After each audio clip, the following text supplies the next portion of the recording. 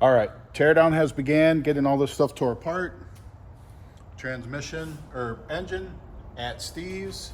Transmission is out and getting picked up to go to Rosler today. Rear end is out of it. Gonna go through this stuff, just make sure, obviously all good, get it back together, or get it back in the car once the car is repaired. Lots of parts for the rapid disassembly of everything. Wheel tub out, so lots of stuff to be gone through, cleaned up, gotten ready to get together, but chassis, getting everything exposed to be able to do the repairs on this, to get it back together. Basically to go back together, it'll be capped, it'll be plate over there, like everything to try and make it even stronger than it was before. Try and prevent that from happening, but like even the plate and stuff in here, I mean, all this had to come out because you got to be able to get all the way around this stuff to weld it. So Bobby's got all this out of here. I mean, it's been Bobby and Aiden getting all this stuff disassembled to be able to get everything and make it stronger, go through. Now, I did talk about the other side. I actually thought that it was the lower bar on the 4-link where it had torn before. Well, there was a crack in there. Nothing like what we have going on here. It was caught way before it got that bad. But you can see here that that this is, I guess I'll put that there, but you can see that this is plated right here, that there's half a sleeve all the way around, that tub was taken out. This was all welded up and cleaned up and gone through to make that better and stronger than it could be before. So now we're dealing with the other side that got to a lot worse shape, but everything getting torn out of there to get it fixed. I mean, there's a lot, you can see all this wiring that comes through this triangle. We had the same thing on that side, luckily with our harness. I mean, everything's got connectors that fits through there, so no wires have been cut. We've just had to pull everything back and get everything out of the way. Basically, I mean, there's a long way to go. I mean, this thing is down to a relative shell of a car currently. And as you know, with anything, it comes apart a lot quicker than it goes back together. So, I mean, that's what, that's our time frame issue with everything, is trying to get all that stuff back together. Because as you can see, there's a lot going on and there's a lot apart. So very, very complicated cars, but I mean, that fatigue, I mean, there's definitely wear that happens on these that, I mean, they go through it. I mean, that center, that rear end went in there to start the year. So not sure when that crack started. I do know that our last time out at Dragway 42, when we did some testing, that is the first time where there was I said there was tire shake, and the data did not show the tire shake. So that's the first time that ever the data didn't show tire shake that I said happened. So gonna guess that that's what that was at that point in time, is that was going on there. But either way, I mean, that's best we can tell where it probably began. And so you're talking 4 or 5 runs for it to get to the point to where it was at when we finally found it. And hey, by the grace of God, that GoPro fell. Aiden was looking behind the seat, because that would only get worse and could end in catastrophic failure. Especially, I mean, shit, if you're at the big end of the track doing 260 miles an hour and that thing tears off there, like, yeah, that is game over. But racing, that's racing. I mean, shit breaks. We break shit all the time, and hey, you just gotta bigger, badder, better, fix it back up and get back out there with it. So we will get back on that. Bobby and Aiden are the one that got all this stuff tore apart and everything on the way to get that there. We are changing some stuff as well, which ordering some parts and pieces. I mean, it's literally a minor deal, but to get rid of the vent up here. I mean, what happens is The vent from the valve covers, you get methanol that basically ends up accumulating in here. It's in the gaseous state, so like it's venting through here. You got the fans blowing air to cool the radiator, blows that methanol, gets to the hot heat source, which would be the headers, and ignites, and that's where you get the flame in this catch can. So we're working on capping this off and basically running other lines, vent lines that are actually going to go across the engine, through the firewall. They're going to go across the top of the engine, through the firewall, putting bulkheads in the firewall. It's going to end up being up here because all this space, once the turbos are in here, everything's in here. This is where the EGTs hook up. But once all this stuff's in here, there's no room. That's actually, that's our boost controller. But I mean, you've got so much going on these firewalls that you run out of space very quickly, and you're trying to keep it away from other heat sources. Bulkhead for all our wiring. So probably one on each side. They'll come into the car through the bulkhead. They'll probably come across. I mean, you can see this is the other side of the firewall. I mean, there is not a lot of space with everything, but they'll come in, follow this tube, more than likely follow this tube back, and then vent up through, and then deck lid. There may be another small can or something that'll go here. We used to actually have a trans cooler here, and then vent up through into the open air out of the deck lid. So that is our idea with it, to get those fumes away from the engine compartment as much as possible. The other is that we still run hot, and seem to think if we can get trans cooler, that is oil cooler, but we're going to go to these. We have to figure out how to mount them still, but going to go to these smaller coolers that don't take up as much surface area to try and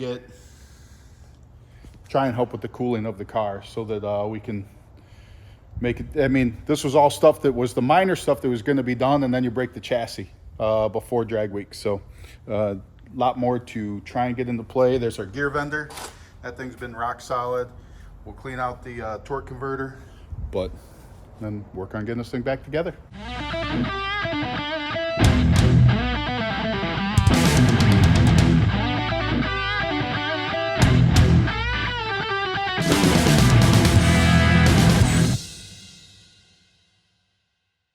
We're cruising today in the gas. Get on our website, buy some merch. Every dollar you spend is an entry for this thing. And believe me, this is a cool car to be cruising around, racing. It's also a 9-second car in the quarter mile. Which brings me to the next part. Drag week's coming up. What are we going to take on drag week? We don't know if 2.0 is going to be done.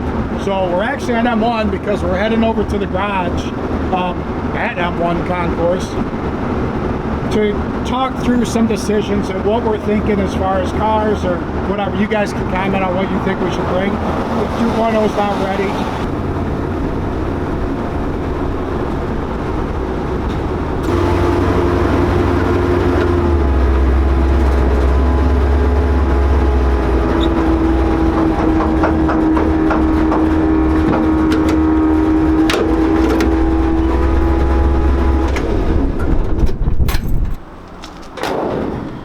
so we are at M1.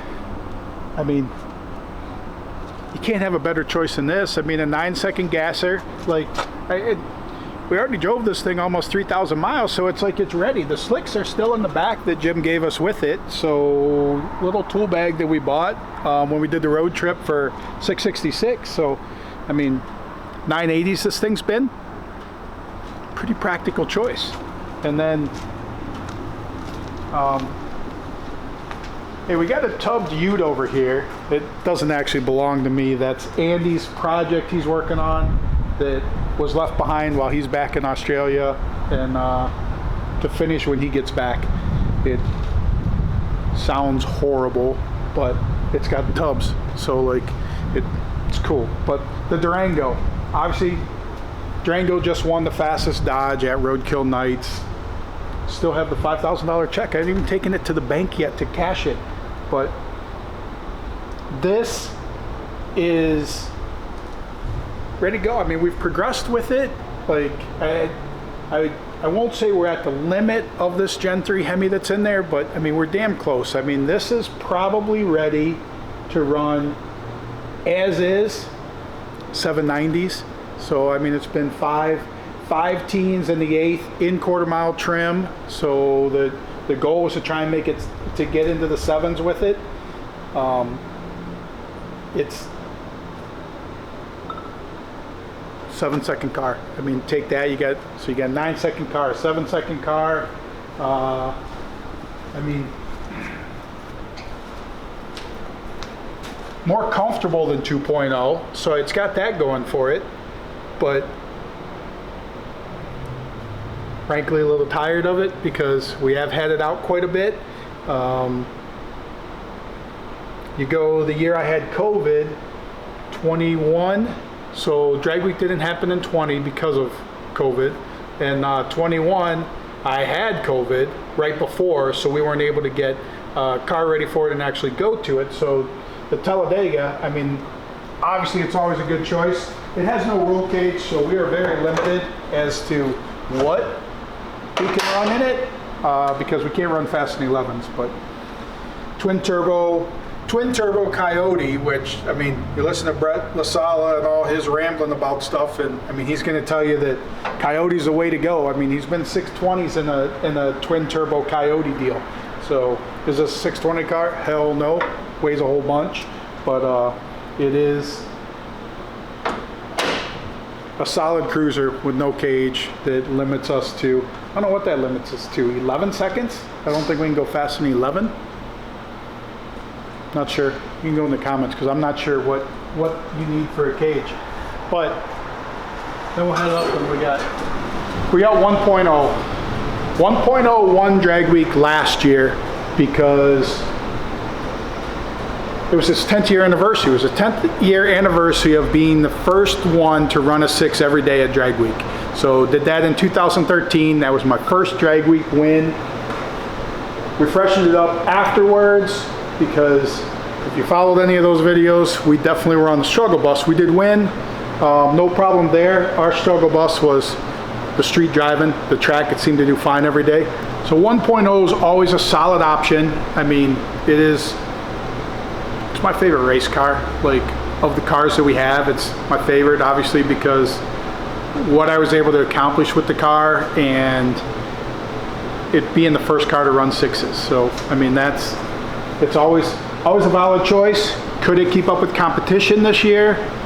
I don't know. I don't know who's coming, who's not coming. I don't know what's coming or anything like that.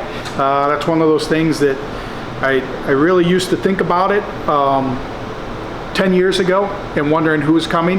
And then you heard so many stories, so many rumors, and then most of it never panned out. So it turned into one of those things where it wasn't worth thinking about because it was a whole bunch of maybe, maybe not. So, but obviously I'm sure Bryant's there. Bryant's been running really quick with it, so that would push 1.0 to its limits. I mean, we've been 630s with the car, and I'm not sure it's got much more. I mean, that engine in there, although it's freshened up, I mean, it's tired. There's a lot of racing, a lot of miles, a lot of stuff on that engine, and yep, it's gotten new components inside it, but that doesn't change the block and the heads and how many times we've blown the thing up and done crazy stuff to that car, that it still has the same block and heads on it. And yeah, I mean, that's the deal. And then we got what is supposed to be an 8-second car. I mean, this is one of those cars that the guy that built it passed away. I ended up with it through his estate, basically, that they were trying to sell it. I mean, I ended up buying it, but like, I mean, not at nearly what they wanted or what is in the car. And it's a beautiful build. It actually has an SB2. So if you know what an SB2, I mean, high revving engine, that's one of the old style NASCAR engines. And basically it's a small block with big block heads on it. I mean, for lack of for a quick explanation for it, because you look at the heads on it, you think it's a big block, but you look at the block and you know it's a small block, but they're rev 9,500, 10,000 RPM, I believe. They get up there high in the revs. That's 750 horse deal. It's got a couple hundred shot of nitrous, but it's got full cage in it, ready to go. It's one of those cars that we haven't even used it much, and I feel bad for that because it sits here on the hoist a lot, and it's on the list to get out there and do some stuff with it. And hey, maybe this is the time that we should get out there and do something with it. And then we've got Rob's Nova, the 64 at the shop. And so we got the 62 Nova gasser giveaway. Well, we got the 64 twin turbo LS deal, all billet deal. It's Rob's Nova. Rob actually sold it to me at the beginning of COVID. He was worried about money, so he sold it to me, and I told him, well, I know you're gonna want it back, so you can just buy it back when you're ready. And we took it out one time with it. There's an old video out there, and we switched over to radials. It was a big tire car. We switched over to radials, stood it on the back bumper hard, down in Florida with it. That's the last time I raced the car. We did fix it. That's actually Bobby, one of the first times Bobby was in a video, but actually is the first time Bobby was in a video. He helped me get everything straight and back lined up with there because it was a skinny kid race car, built chassis as well. And we got it ready, and we almost took it out a couple times. We actually even took it to the track, but at the same time I was either running 1.0 or 2.0 at the time, and I never ended up driving down the track with it. But it's been 7-11 is the fastest time with it. It's built to be a 6-second car. I mean, full 6.0 cage. I mean, beautiful car, ready to go. And I'm sure the B's gonna post some little videos or roundy rounds of that car or whatever. Like right now, that hopefully you're seeing that instead of actually hearing me talk about it. But another cool car. Rob has actually bought it back, and we've been prepping it to give it back to Rob, go through the fuel injectors, go through a bunch of stuff with it, because it's been basically sitting for a couple years. I mean, I've driven it around, but nothing where it's been on the racetrack. So we've been working on getting it race ready. It's real close to race ready. The rear shocks for it should be in soon. The radial shocks that I had on there, took off, had those converted to big tire shocks, and those went on 2.0. So it's got its slick shocks on it right now, big tire shocks on it, but it's got radials on it. So the new shocks are coming in for it to get it back to where it's ready for radio, and then Rob's gonna test it, but I'm sure I could talk Rob. Hey Rob, could I talk you into taking that to drag week? Because that might be running 6s, or we could get it to where it's running 6s is the plan. But those are the choices. I mean, this is all 2.0 was the choice for this year. We were trying to get our last testing with it at Norwalk and get that done, and then we're going to freshen the engine and go through everything and make sure it's ready to go. So the frame being broke has been a big hamper, is that even a word? Hamper in the plan. So yeah, fumble in the plan, I don't know what you want to call it, but they're working on getting that done. Steve's got the engine working on freshening that up. Transmission is at Rosler getting freshened up. So like, there's those parts coming together for it. It's just whether or not we can get the chassis and everything lined out to go test it, to get ready for drag week. And I mean, so at this point we got to look and say, do we need to move to plan B? And we got to solidify a plan B and say what we're going to do. So your comments, I mean, what do you think that we should take? What do you think we should bring? I mean,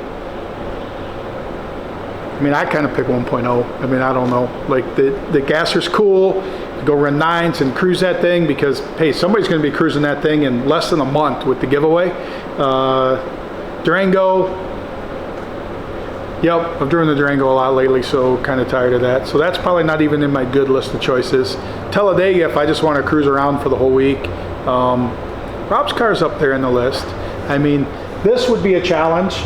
Beautiful car, but like, and does it run 8s? Don't even know. Like, it hasn't even been, I have not been down the actually this car I don't even think's been down the track. Even with the person that owned it that passed away, he was getting everything ready for it, and literally, I mean, left this beautiful car that he drove around on the street a lot and never got to take it down the track. So man, I don't even know. Take a vote. Put the comments. What do you think we should take? Summers in the north are epic. We may have 9 bad months of the year, but man, do we have 3 great months. July, August, September, outstanding months in the north. So next year, our first one-off event, we're going to do it in August, and we're going to time it with the Woodward Dream Cruise. And we had Power Fest this year, but like anytime somebody comes up there, they just say how beautiful it is and how much and how they didn't realize the beauty that there was in Michigan. We actually have more lakefront than any other state in the country. That includes Florida. So because of the Great Lakes. And what we're going to do, there's been a couple small events that have basically hung out in the metropolis area of Michigan. Great events like Drop the Hammer, we did that. You got Back to the Streets coming up here in a little bit.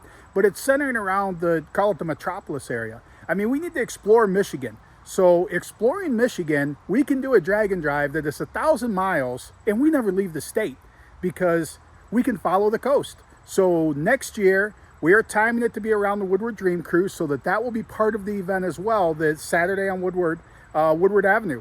But we are gonna go up along Lake Michigan. We're gonna cross the Mackinac Bridge.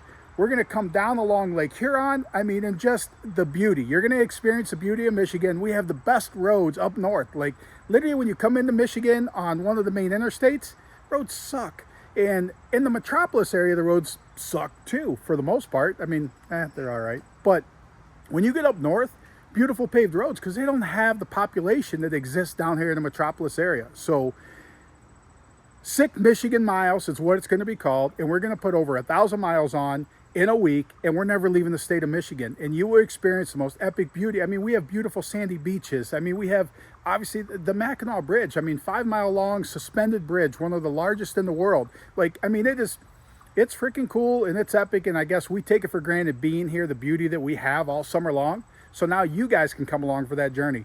Get over, fill the expression interest out over on the website. And hey, join us next year in August for Sick Michigan Miles. It's going to be epic.